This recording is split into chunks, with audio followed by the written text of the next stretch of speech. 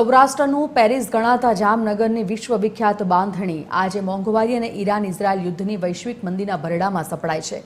આંતરરાષ્ટ્રીય કટોકટી વચ્ચે બાંધણીના વેપારીઓ કેમ પરેશાન છે અને કેવી રીતે છીનવાઈ રહી છે કારીગરોની રોજગારી, જોઈએ આ ખાસ અહેવાલ।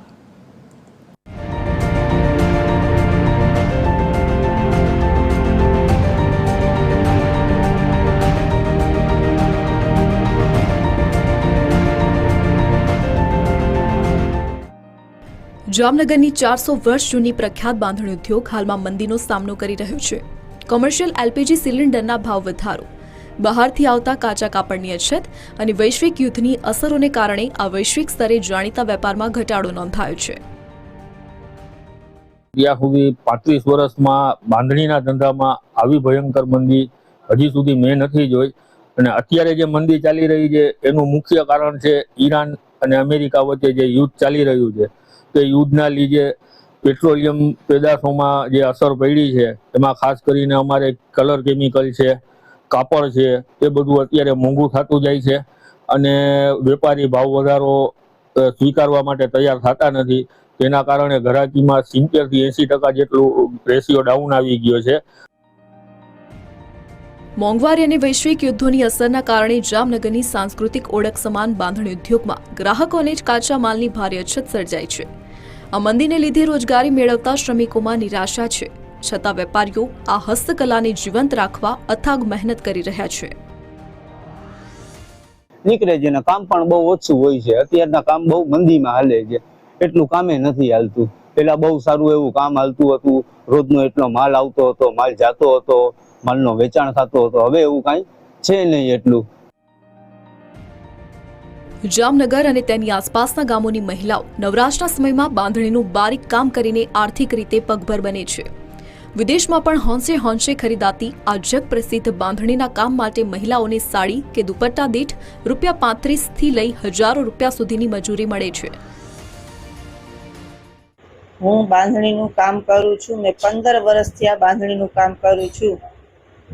તો એક દુપટ્ટાના મને 30 રૂપિયા મળતા હતા, એ ભાવ હજી મને એ જ મળે છે, પણ કામ બહુ ઓછું મળે છે। જામનગરનો 400 વર્ષ જૂનો પ્રખ્યાત બાંધણી ઉદ્યોગ આજે મોંઘવારી અને વૈશ્વિક યુદ્ધોને કારણે કાચા માલની ભારે અછત અને મંદીનો સામનો કરી રહ્યો છે। અગાઉ રોજ આવતો કાચો માલ હવે 15 દિવસે માંડ એકવાર આવતા લાખો કારીગરો, શ્રમિકો અને ગૃહિણીઓની રોજગારી સંકટમાં મુકાઈ છે। આ હસ્તકલા અને લાખો પરિવારોના ગુજરાનને બચાવવા માટે હવે વેપારીઓ સરકાર પાસે યોગ્ય સહાય અને સહકારની માંગ કરી રહ્યા છે।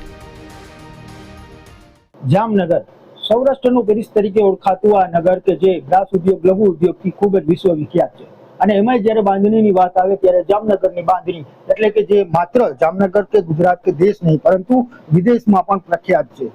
લોકો અહીંની બાંધણી છે તે વિશ્વમાં વિદેશમાં છે તે પણ લઈ જતા હોય છે, પરંતુ ક્યાંક ને ક્યાંક જે રીતે ઈરાન, ઇઝરાયલ અને અમેરિકાની યુદ્ધની પરિસ્થિતિ એટલે કે જે તણાવની પરિસ્થિતિ હાલ ચાલી રહી છે અને તેને લઈને જે રીતે મોંઘવારીનો દોર છે તે સતત વધી રહ્યો છે। કોમર્શિયલ એલપીજી ગેસના જે સિલિન્ડર હોય કે પછી અન્ય કોઈ પણ કહી શકાય કે ચીજ વસ્તુઓ જેની ઉપયોગ થતી હોય તેમાં હાલ જે રીતે મોંઘવારી છે તે જોવા મળી રહી છે અને તેને લઈને જ આ ઉદ્યોગ છે તેમાં ખાસી એવી અસર છે તે જોવા મળી રહી છે।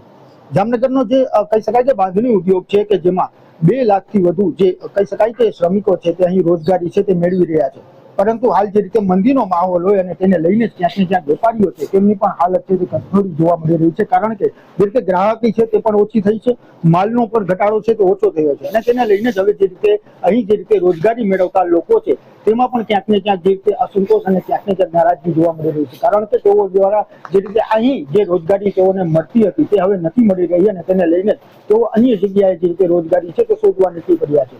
ત્યારે અહીંના વેપારીઓ છે તે સરકાર પાસે મદદ માંગી રહ્યા છે કે જામનગરનું જે આ બાંધણી ઉદ્યોગ છે કે જે સદીઓ સુધી જે રીતે તેઓ દ્વારા જે રીતે અહીં જીવંત છે તે રાખવામાં આવ્યો છે તેમને ક્યાંક ને ક્યાંક તેમના પર ધ્યાન આપવામાં આવે અને આ રોજગારી ફરીથી લોકોની ધમધમતી થાય તે માટેની જે પ્રયાસો છે તે કરવામાં આવે તેવી માંગણી છે તે જામનગરના વેપારીઓ છે તે કરી રહ્યા છે।